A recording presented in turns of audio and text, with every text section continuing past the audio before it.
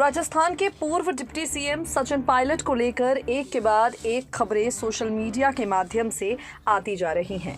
एक तरफ सचिन पायलट की नाराजगी कांग्रेस के प्रति जारी है और वहां दूसरी तरफ सचिन राहुल गांधी की ईडी के सामने पेशी को लेकर सत्याग्रह की शुरुआत कर चुके हैं। ऐसी तमाम परिस्थितियों के बीच में फिलहाल सचिन पायलट ने प्रधानमंत्री नरेंद्र मोदी की नीतियों पर बड़े सवाल उठाए हैं। दिल्ली से राजस्थान पहुंचे सचिन पायलट ने पीएम मोदी की नीतियों पर सवाल उठाए हैं। भारतीय जनता पार्टी के नेताओं को कड़ी चेतावनी दी है। सचिन क्या कुछ कहते हैं, सुनिए जरा। मैंने कहा पूरे देश में आज नौजवान, इस बीजेपी सरकार ने पहले कहा किसानों के भले के लिए हम 3 कृषि कानून लेकर आ रहे हैं। सैकड़ों किसान आत्महत्या कर चुके। 2 साल के बाद सरकार ने हाथ जोड़ के माफी मांगी और कहा विड्रॉ कर रहे हैं। अभी कह रहे हैं नौजवानों की भलाई के लिए कर रहे हैं, तो नौजवान सड़कों पे क्यों हैं? इसको भी वापस लेना पड़ेगा। पहले किसानों के साथ खिलवाड़ किया, अब नौजवानों के साथ खिलवाड़ कर रहे हैं। और मैं जानता हूं ये सरकार सुनना बंद कर रखा है इन्होंने, ये जमीन की आवाज सुनते ही नहीं है। इसलिए मैं आग्रह करता हूं ये अगजनी बंद होनी चाहिए, लोगों को शांति बनाए रखनी चाहिए। लेकिन भारत सरकार को चाहिए कि नौजवानों के प्रति सहानुभूति रखें, उनको धोखा ना दें, नौकरियों को खोलें फौज की। और ये जो अग्निपथ योजना है इसको अभी तक रोकना पड़ेगा, पुनर्विचार करना पड़ेगा, ताकि लोग अपने आप को ठगा महसूस ना करें। और अभी राहुल गांधी जी का लगातार इन्होंने पेशी करी है। इतने घंटे पूछताछ करने के बाद सोमवार को दोबारा बुलाया है।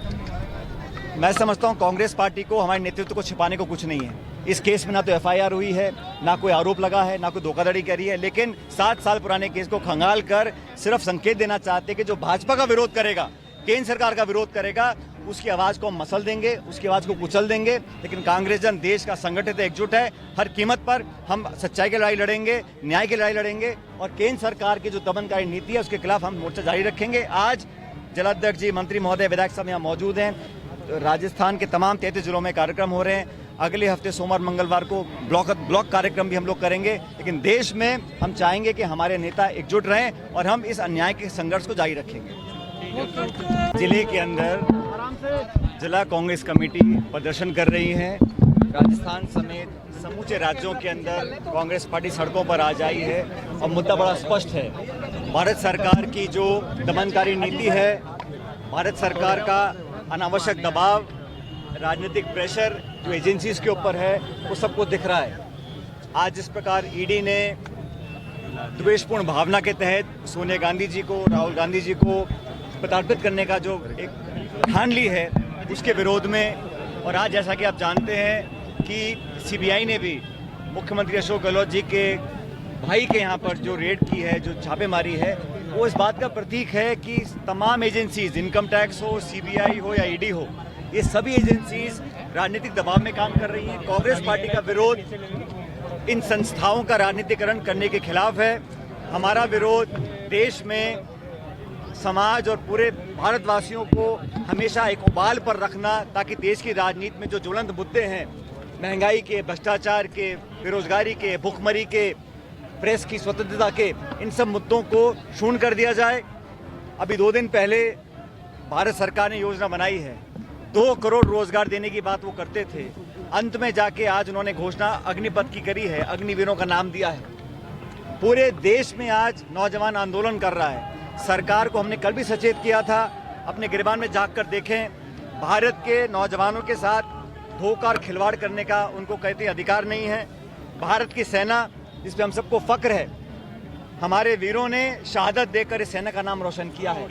दुनिया में भारतीय सेना का नाम सबसे ऊपर आता है।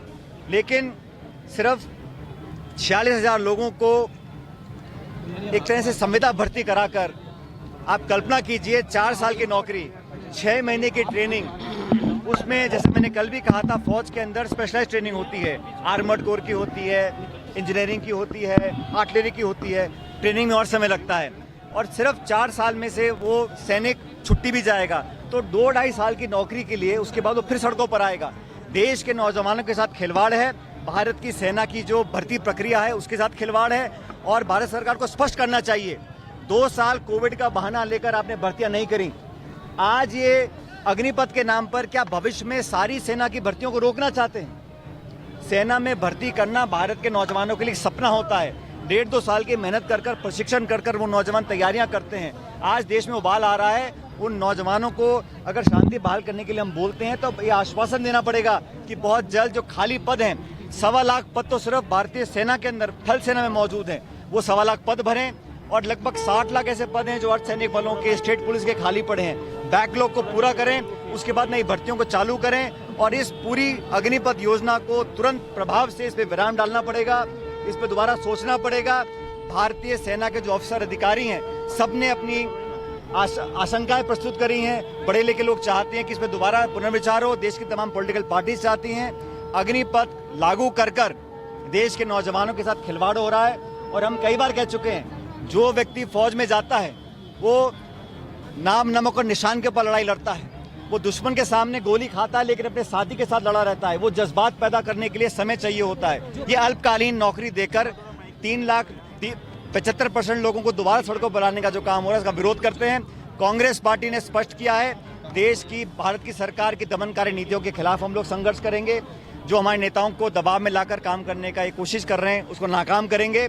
और हमारी नौजवानों के साथ जो खिलवाड़ हो रहा है, नौकरियों के नाम पर जो ये ठेका भर्ती की जा रही है, इसको हमें रोकना है और सरकार से आग्रह करेंगे इस पर विराम लगाएं और इस पर पुनर्विचार कर दोबारा इस योजना को लागू करने की सोच सकते हैं। नेक्स्ट 9 न्यूज रूम की रिपोर्ट।